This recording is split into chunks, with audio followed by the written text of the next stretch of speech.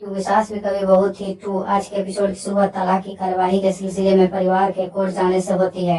हेमंत ने खुलासा किया कि वह कोर्ट में परी का प्रतिनिधित्व करेंगे। हालांकि उन्हें अभी तक ये नहीं पता है कि रणविजय का वकील कौन होगा।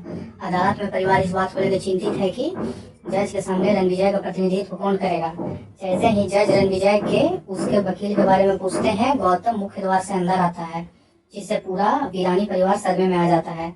एक फ्लैशबैक चलता है जिसमें परिवार के सभी सदस्य गौतम के साथ बिताए समय को याद करते हैं, जिसे उसने उपनाम गोमजी से भी जाना जाता था। मिहिर हेमंत से पूछता है कि क्या उसे पता था कि गोमजी ही रणविजय का प्रतिनिधित्व कर रहा है। हेमंत बताता है कि उसे केवल इतना पता था कि गौतम कानून की पढ़ाई करने विदेश गया है। उसे इस स्थिति में जानकारी नहीं थी, यहाँ तक कि यह भी नहीं पता था कि वह भारत लौट आया है।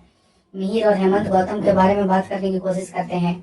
अगले दृश्य में यह दिखाया जाएगा कि हेमंत और मिहिर गौतम के पास आते हैं और उससे हुई घटना के बारे में बात करने की कोशिश करते हैं।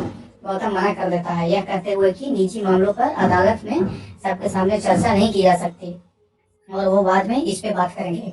मिहिर उसके पास आता है और उससे पूछता है कि क्या वह पागल हो गया है जो रणविजय जैसे व्यक्ति को अदालत में प्रतिनिधित्व कर रहा है। इतने लंबे समय बाद मिहिर को देखकर गौतम उससे कहता है कि वह उससे बाद में बात करेगा और यह भी कहता है कि उसे बैठना चाहिए और मामलों को आगे बढ़ने देना चाहिए, क्योंकि वो अदालत का समय बर्बाद नहीं कर सकते। तलाक का मुकदमा शुरू होता है। कहानी तब शुरू होती है जब गौतम सबके सामने अपनी बहन से सवाल जवाब करने लगता है। उसका यह व्यवहार परी को चौंका देता है, क्योंकि वह उससे तुलसी के साथ उसके रिश्ते के बारे में पूछता है।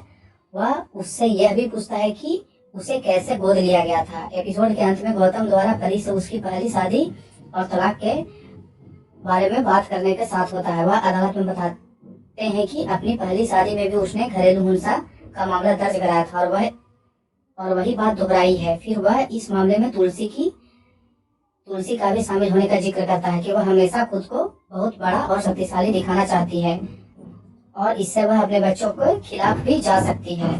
तो दोस्तों आज के एपिसोड में इतना ही। कल के एपिसोड को मिलते हैं कल के एपिसोड में। Thank you.